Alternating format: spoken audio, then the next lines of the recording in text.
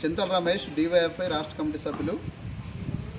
Hyderabad central యూనివర్సిటీకి సంబంధించిన భూముల్ని కాంగ్రెస్ ప్రభుత్వం రేవంత్ రెడ్డి గారు బలవంతంగా వేలంపాట వేసి వాటిని అమ్మి ఈరోజు ప్రభుత్వానికి డబ్బులు సమకూర్చాలనే ప్రయత్నం చేస్తూ ఉన్నారు. దీన్ని ఎస్ఎఫ్ఐ డివైఎఫ్ఐ తీవ్రంగా ఖండిస్తూ ఉంది, తీవ్రంగా వ్యతిరేకిస్తూ ఉంది.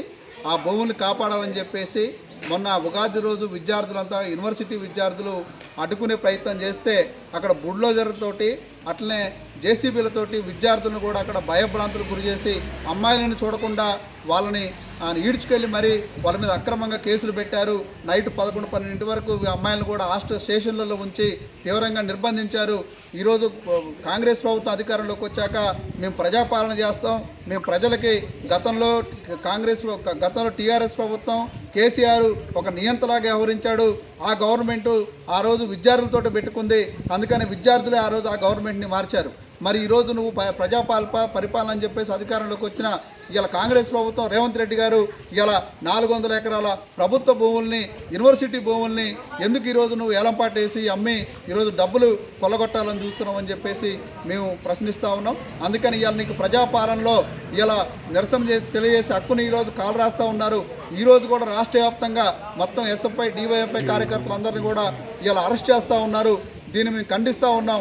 ఎప్పటికైనా రేవంత్ రెడ్డి గారు ఏదైతే ఇలా హైదరాబాద్ సెంట్రల్ యూనివర్సిటీకి సంబంధించిన భూముల్ని 400 ఎకరాల భూముల్ని ఇలా కార్పొరేట్ వాళ్ళకి ఏలంపాట వేసి ఇలా అప్పచెప్పే ప్రయత్నం చేస్తూ ఉన్నావో, అమ్ముకునే ప్రయత్నం చేస్తూ ఉన్నావో దీన్ని వెంటనే విరమించుకోవాలి. లేకపోతే మాత్రం ఖచ్చితంగా గతంలో కేసీఆర్ ప్రభుత్వం కూడా విద్యార్థులతో పెట్టుకుంది. గతంలో ఉస్మాన్ యూనివర్సిటీ భూముల్ని ఇంకా అనేక రకాల యూనివర్సిటీ భూముల్ని కాజేయాలని చెప్పి గతంలో కేసీఆర్ కూడా ప్రయత్నం చేశాడు. దాన్ని ఆ రోజు విద్యార్థులు తిప్పికొట్టారు. అందుకని ఇలా కేసీఆర్ని గత ప్రభుత్వాన్ని టీఆర్ఎస్ ప్రభుత్వాన్ని విద్యార్థులే పడగొట్టారు.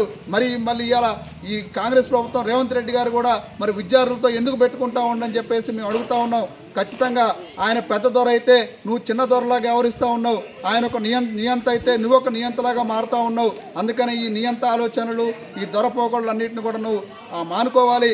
వెంటనే యూనివర్సిటీ భూముల్ని యథావిధిగా నువ్వు ఈరోజు బుల్డేజర్ గవర్నమెంట్ని తీసుకొస్తా ఉన్నావు. ఇలా బీజేపీ ప్రభుత్వం ఇలా అక్కడ ఉత్తరప్రదేశ్లో బుల్డేజర్ గవర్నమెంట్ ఎట్టయితే చేస్తూ ఉందో ఇవాళ నువ్వు తెలంగాణలో బుల్డోజర్ జేసీబీ గవర్నమెంట్ చేస్తూ ఉన్నావు.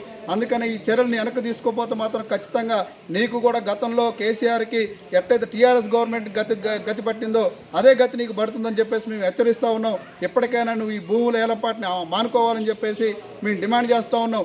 ఈరోజు రాష్ట్రంలో ఎంత జరుగుతూ ఉన్నా కానీ ఇలా ప్రధాన ప్రతిపక్షంగా ఉన్న కేటీఆర్ కానీ టీఆర్ఎస్ గవర్నమెంట్ వాళ్ళు కానీ అట్లనే బీజేపీ కానీ ఇలా కేంద్ర మంత్రులుగా ఉన్న కిషన్ రెడ్డి కానీ బండి సంజయ్ కానీ ఎందుకు ఈరోజు మీరు కనీసం ఈ ఎస్సీ యూనివర్సిటీకి సంబంధించిన భూముల మీద మీరు మాట్లాడడం లేదు, ఎందుకు ప్రశ్నించడం లేదు, ఎందుకు ధర్నాలు చేయడం లేదని చెప్పేసి మేము వాళ్ళని కూడా ప్రశ్నిస్తూ ఉన్నాం.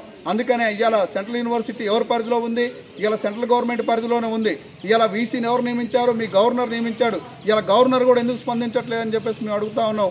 అందుకనే ఖచ్చితంగా ఈ విషయం మీద గవర్నర్ స్పందించాలి, కేంద్ర ప్రభుత్వం కూడా జోక్యం చేసుకోవాలి. ఇలా బీజేపీ బండి సంజయ్ కిషన్ రెడ్డి కూడా ఈ సమస్య మీద స్పందించకపోతే కనుక మీకు నిజంగానే కాంగ్రెస్కి బీజేపీకి కూడా ఇవాళ అంతర్గతంగా సంబంధాలు ఉన్నాయని చెప్పి ఏదైతే చర్చ జరుగుతూ ఉందో ఇలా వాళ్ళు వచ్చినా వీళ్ళు వచ్చినా ఇలా కాంగ్రెస్ అయినా టీఆర్ఎస్ అయినా బీజేపీ అయినా ఎవరైనా కానీ ఇలా ప్రభుత్వ భూములు కొల్లగొట్టాలని చూస్తే, యూనివర్సిటీల భూములు కొల్లగొట్టాలని చూస్తే మాత్రం మేము చూస్తూ ఊరుకునేది లేదు. ఎస్ఎఫ్ఐ డివైఎఫ్ఐగా పెద్ద ఎత్తున మేము భవిష్యత్తులో ఆందోళనకు సిద్ధమవుతామని చెప్పి ఈ సందర్భంగా హెచ్చరిస్తూ ఉన్నాం.